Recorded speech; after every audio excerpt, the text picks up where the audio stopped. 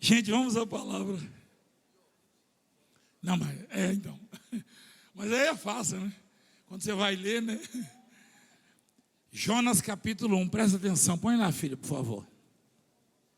A vocação de Jonas, sua fuga e seu castigo. Veio a palavra do Senhor a Jonas, filho de Amitai, dizendo: dispõe-te, vai à grande cidade de Nínive e clama contra ela, porque a sua malícia subiu até mim. Deus falando com o profeta Jonas. Jonas se dispôs, mas não para fugir, Jonas se dispôs, mas para fugir da presença do Senhor para Tarsis. Jonas era o profeta. Presta atenção, por favor. Deus chamou o profeta Jonas e falou: a cidade de Nínive, que era a maior cidade do planeta na época, uma metrópole na época, uma mega cidade. A maldade, a corrupção, a prostituição, o ódio, todo tipo de imundícia assolava aquela cidade. E Deus falou para o profeta: vai lá e prega contra ela, diga que ela está errada, porque a sua malícia subiu até mim. Historicamente, Nínive maltratava muito os profetas, maltratava muito o povo de Deus. E Jonas então pensou: se eu for lá pregar, Nínive vai se arrepender e Deus vai salvá-la. E eu não quero isso, olha só. Um profeta tem direito de se indignar. Mas se Deus quer salvar, e esse é o desejo de Deus, então Ele tem que profetizar, Ele tem que abençoar. Se eu perguntar aqui quem me odiava, tinha ódio de mim, um monte de gente vai levantar. E eu posso ter algum ressentimento com isso? Não.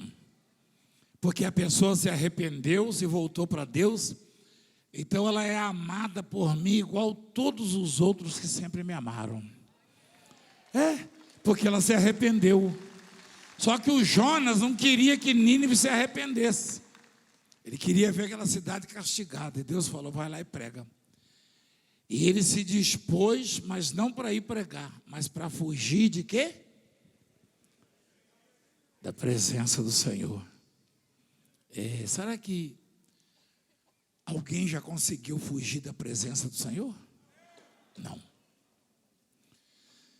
Se alguém for lá para Cisneiros, consegue esconder da presença de Deus?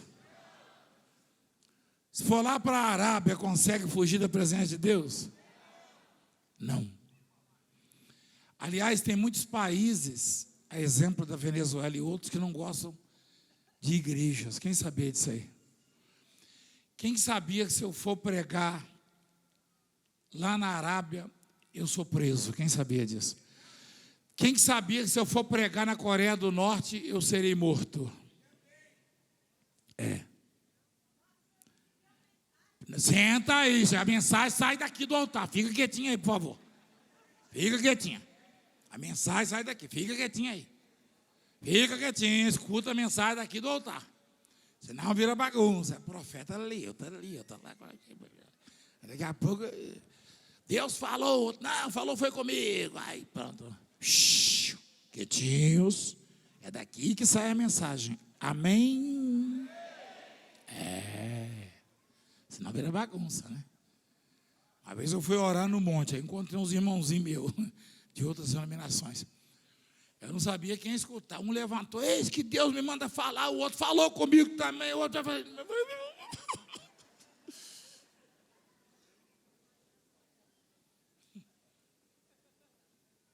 Presta atenção. Deus está falando. Fugir da presença de Deus. É possível? Não, não é possível. Tem os dois lados aí. Se de um lado eu não consigo fugir da presença de Deus para esconder os meus erros, as minhas infrações, do outro lado, onde eu estiver, ali estará comigo o quê? A presença de Deus. A presença de Deus só foge quem está desobedecendo ou está errado. A presença de Deus é luz. Se você tem obras boas para mostrar, você quer vir para a luz. Mas se você não tem obras boas, você quer ficar nas trevas, esconder as falcatruas, obras ruins. Está escrito, Jesus falou isso em João, capítulo 3. Né? Amaram mais as trevas do que a luz.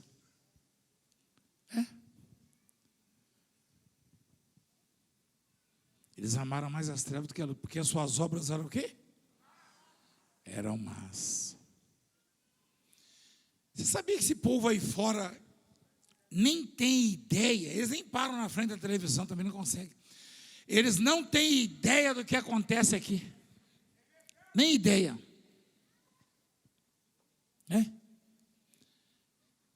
Porque isso não é normal o que acontece aqui. Isso não é comum. Um médico com câncer nos ossos, mas aonde? No sangue também? Vem testemunhar a cura. Isso não é normal, e é um médico. Por exemplo, um dia desse o sujeito falou, esses Valdemiro da vida aí, engana o Zé Povinho. Ele quer dizer gente sem cultura, sem conhecimento. Coitado. Ele acha que sabe alguma coisa. A presença de Deus, ela está em toda parte. Se o sujeito é das trevas, ele não se sente bem com ela, mas se ele quer ficar na luz, então ele quer ser acompanhado da presença de Deus. Amém? Jonas fugiu. Jonas fugiu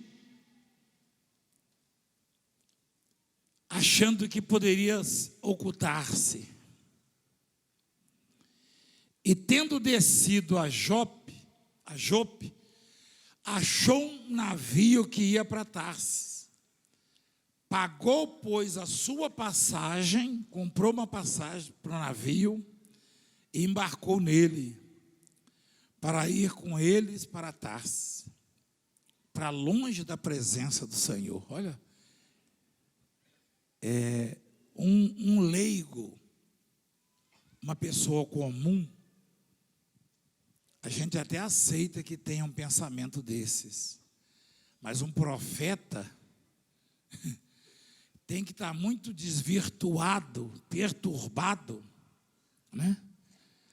E quando isso ocorre é porque o sujeito não está bem mesmo espiritualmente. Põe de novo onde eu li aí, filho. Olha lá, Jonas comprou uma passagem. Para onde vai esse navio? Alguém falou, esse aqui vai para Tarsis. Ele falou, eu vou para lá, porque lá é longe, lá Deus não vai me achar. Vocês estão rindo, vocês já estão no estágio. Vocês já estão no estágio mais avançado do que o profeta Jonas. Eu fico feliz com isso. Esse sorriso aí de vocês é porque o seu estágio já é mais avançado do que o do profeta Jonas. Ou você consegue imaginar uma cidade onde você possa ir que Deus não te vê lá? Você consegue? Não. O Jonas falou, vou comprar uma passagem, não vou lá para Nínive. Deus me mandou ir pregar em Nínive, eu não vou. Eu vou para Tarsis, eu vou para longe da presença do Senhor.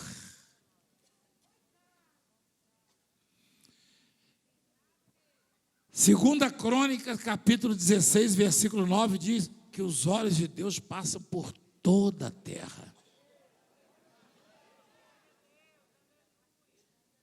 É isso mesmo, filho? Olha lá.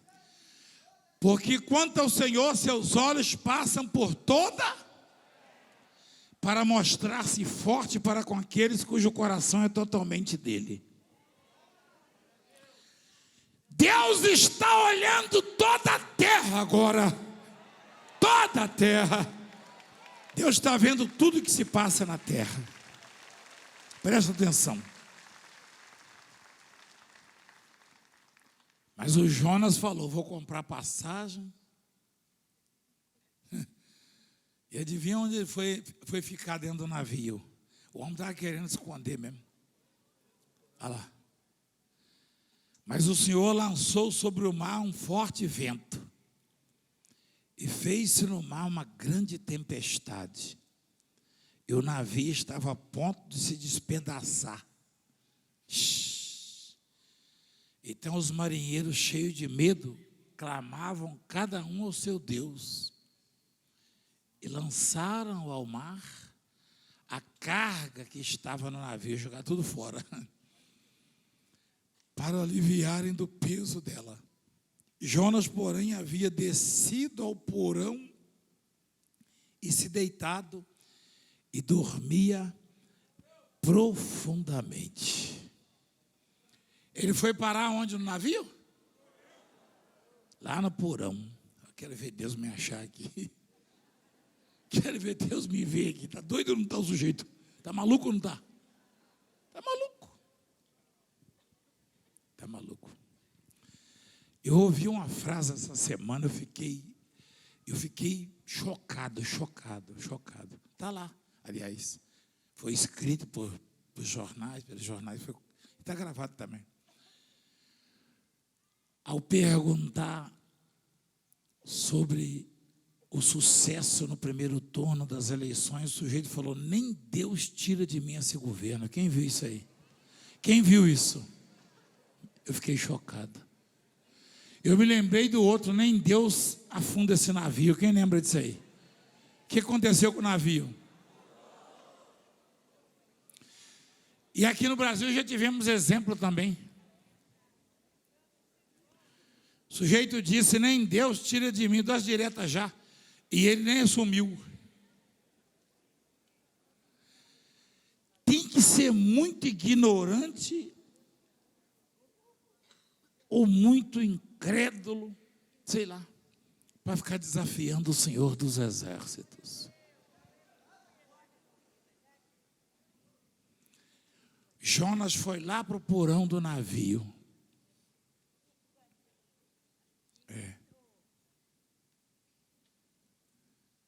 Chegou-se a ele o mestre do navio. Ele disse, que se passa contigo? Agarrado no sono? Levanta-te e invoca o teu Deus. Talvez assim este Deus se lembre de nós, para que não pereçamos. O navio tinha muita gente?